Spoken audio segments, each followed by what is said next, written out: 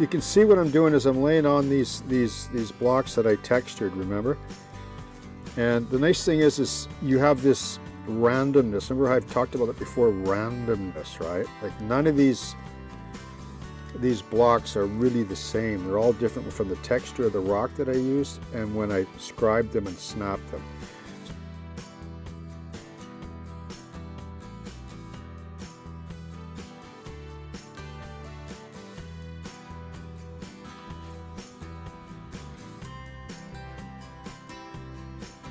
How's everybody doing? So just want to show you how I basically painted this.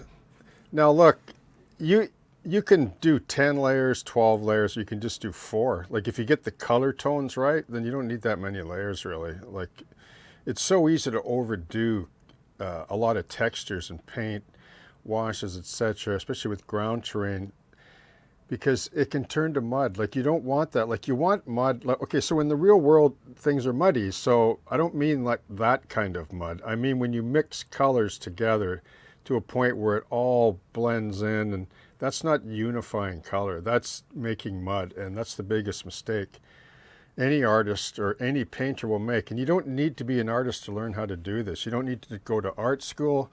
You just have to do it. You just have to practice, and you'll just learn eventually by osmosis and the experience on how to blend colors and unify them and cause them to work together. So remember when it was the red brick?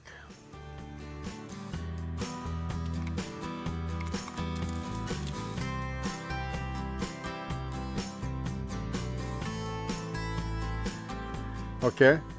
So it was sealed. I just painted, like once the bricks were glued down, I just painted with matte medium just to seal the whole thing so it's hard and rigid. And then I just took some umber, right? Once again, black and brown, either 50-50, 60-40, either way, it doesn't really matter. Just a black with some red brown Tamiya, super thin, just to knock it down. It didn't create any of this dark. Well, I haven't done this part yet, but this I have. I'm going to show you how I do this quick. So after I did that, I just put some paint on it, get some tooth on it. I took this as just earth, super diluted earth, and it just started cutting in bricks here and there. And then I did the same with these other ones, like buff here, super thin again, very thin. And then this is dark yellow too, XF88. It doesn't really matter. Like, remember how I mentioned, so here, let me just show you a photo.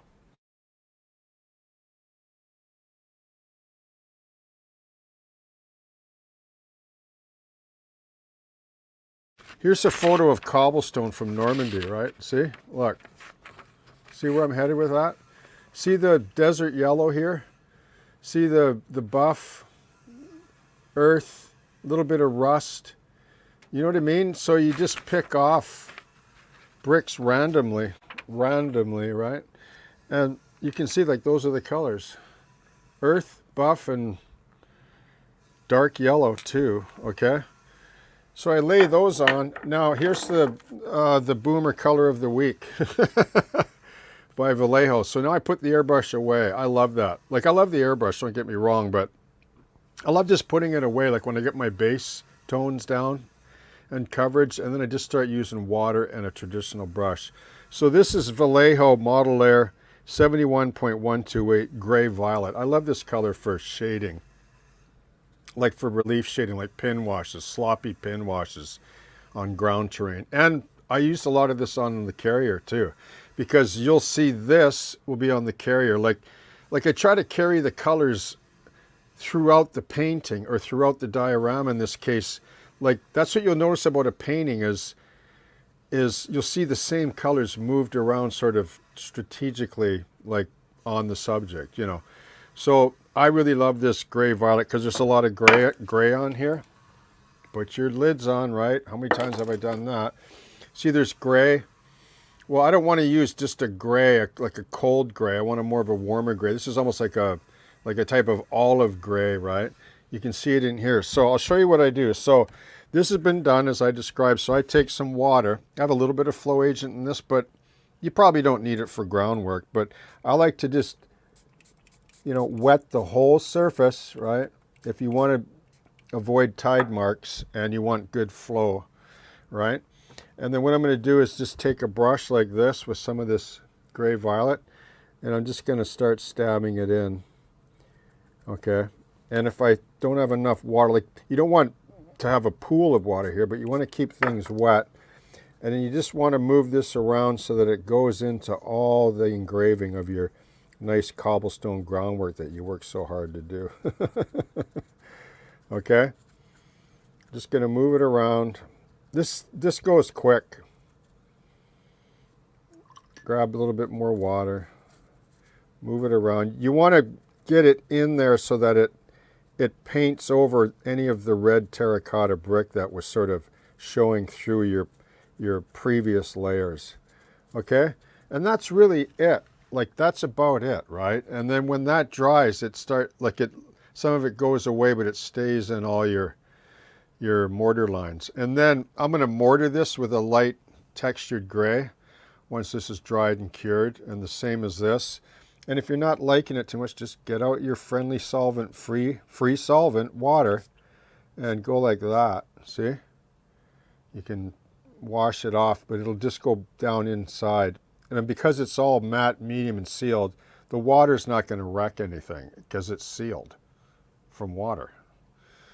That's the method to my madness and the reason for all that I've been teaching all along throughout this channel. Why I use acrylic-based materials, because it's impervious to water. And when all the mediums are working together, this is the kind of, this is what you get. Now, just in closing, I have a ways to go. Like, now that I got the fascia, which I'm really happy that I got all the fascia done, okay, I'm on the home stretch, okay? However, the home stretch can be a long stretch, but it really feels good because now I can mask off my fascia to protect it, and I can fix all the edges, tweak them, and I can start doing the other details, starting to figure out, how the vehicle is the vehicle going to be cut in to the terrain, etc., etc.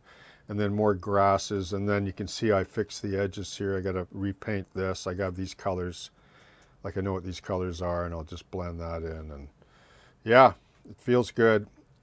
But once again, right? Keep it simple, and you'll be surprised. Like, you'll surprise yourself, actually. But if you overdo it, you can get muddy fast, and you want to stay away from getting muddy fast, okay? Cheers. Happy modeling, and I hope you have a great day.